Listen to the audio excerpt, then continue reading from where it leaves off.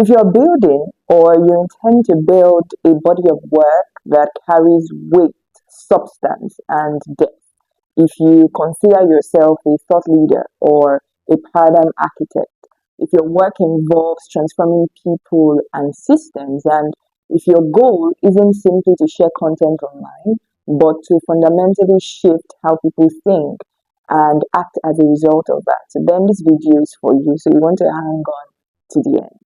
Now, here's the reality. You cannot exist, you cannot function in this time without a system that spreads and amplifies your ideas, regardless of how brilliant you think you are. You just can't escape it. There is nothing like allowing your work, speak for you if it's not placed within systems that can transport the voice of your work, so to speak. And that's because the depth of your thinking and the weight of your solution would only be as visible and relevant based on the limitation or not of the field that it is exposed to. Now, the challenge is going to be your oscillation between creating for spread and creating for depth, because the nature of the creator economy as we know it is designed for spread. The premise of this economy is consistent output. It's about frequency, about recency, and ideas gravely diluted for consumption, which sort of fundamentally negates the design of original and deep thinking.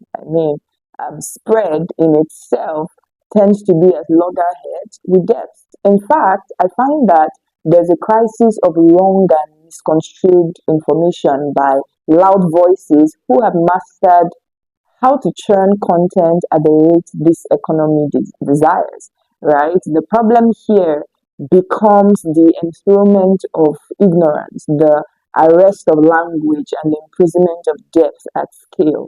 And so we have knowledge being flattened and reduced to seem as though everything is equal, whereas it isn't. Now, this paradoxically makes true thought leadership relevant. And I say true because thought leadership is not a buzzword as we are familiar with. It's not the same as being an influencer or a content creator or having a large following or an aesthetically pleasing brand. It's not the same. Thought leadership is really about creating the rules of meaning within your field of mastery. It's the ability to alter fundamentally how people see reality. It is giving people new things to think about within what already exists, or new things generally, right? So even the design of the creator economy creates a necessary gap for thought leaders to create. But how do you create when you have to think in order to create? When it becomes sort of a tussle between what should be said and what needs to be said, between what the algorithm wants, what the algorithm is willing to spread, and what insists on expressing itself through you. And I believe that you will have realized that you struggle to either create fresh content, because that kind of creation makes your thinking feel flat and frozen, or you just do not feel ignited by the kind of content you are being forced to create to stay relevant. And even in the midst of this, you really cannot still categorically say that you are occupying the space you want to occupy in people's minds. Because building for spread and building for depth, they are two entirely different things. Now, the reason is simple. You've replaced your actual work with the work of a system. Let me explain. If you're familiar with my work, you will find that I consistently talk about how we optimize ourselves to grow within systems we've already outgrown, and wonder why we find that we're not moving forward or moving in the way that we would want. And the answer to that is the same answer to this. And it is that we've also been taught to optimize the self and master the system, whereas it's the other way around. You master the self and you optimize the system. You don't master the system and optimize the self. The system serves the self. The self does not serve the system. And often what's happening is that you are blind in two directions. You don't even recognize this. You're blind in two directions. You're blind to the actual work that you do, and you are blind to the system that is supposed to be a vehicle for that work. And what that means for you is, as a thought leader, your work is to think, to explore, to theorize, to formulate the ideas, the solutions, to create and design the models to shape your industry. Your work isn't to create content. Now, hear me out.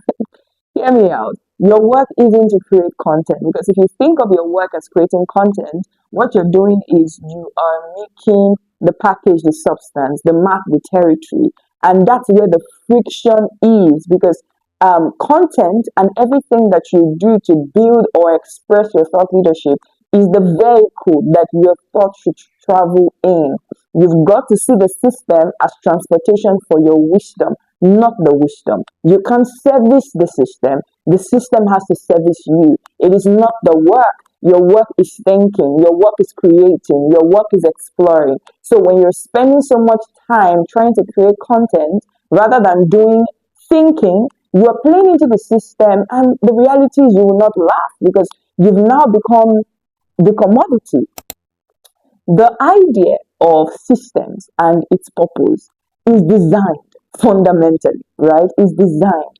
And when it comes to the creator economy, it's an economy, so it's demand and supply. It's about labor, scalable production, and predictable cycles. The goal of systems within this economy is to deliver what you produce, not to define it. I mean, just take a look at how the algorithm changes consistently, constantly. Well, look at what it favors. It already places you at a disadvantage. So you must recognize this reality and design a system that externalizes your genius and not stifle it. So you can become a commodity within a system that really is designed for you to serve it anyway. For about 4 to 5 years now, yeah, 4 to 5 years at the time of recording this video, I've worked with quite a number of thought leaders, even ghostwritten a couple of industry defining books, and I have seen this consistently. It's also what necessitated today's video. Thought leaders try to master the system by going in blind. And guess what? They end up getting fed up, because if your work is deaf, you tire out when you're feeding a system that just requires more and more and more and more from you. And if you're not careful, it would enslave you. So if you find that you are creating, but you do not feel energized by your creation, you're just doing it because it's necessary, then you've become a commodity. Now, is there a better way? Absolutely. Or else I won't be sharing this with you. However, I can distill all of that within a 10 to 15 minutes video. So stay with me. There is a way to optimize for spread without sacrificing depth. There is a way to honor depth enough to present it in ways that it reaches the people that it's meant for. And here's what I've come to believe. I've come to believe that the creator economy and genuine thought leadership can coexist, but only if you're willing to operate in retention between them. I mean, we have people who are testament to this fact. We have people who have been able to master this idea and this reality. So yes, it can coexist. You've got to use the tools of the creator economy. That's the platforms, the distribution, the monetization mechanisms. But you refuse to let them dictate how you think or why you share. You resist flattening your ideas into mere content. You monetize, but through models that preserve your intellectual freedom. You build an audience, but you intentionally train them to expect depth, not frequency, because the design of your kind of work is not what gets people excited in a moment. It's what stays with them. It's what you're thinking about weeks after, months after, and a lifetime even. So basically, you're using the infinite leverage of the creator economy to distribute thinking that actually matters, while refusing to let the economics corrupt it. You've got to be a master of economics here.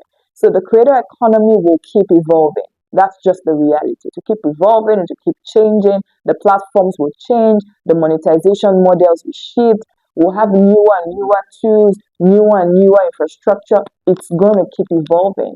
The creator economy may not be built for thought leaders, but thought leaders who understand what I have just shared can build within it regardless, by simply refusing to optimize for anything except the quality of their thinking and the honesty of their expression.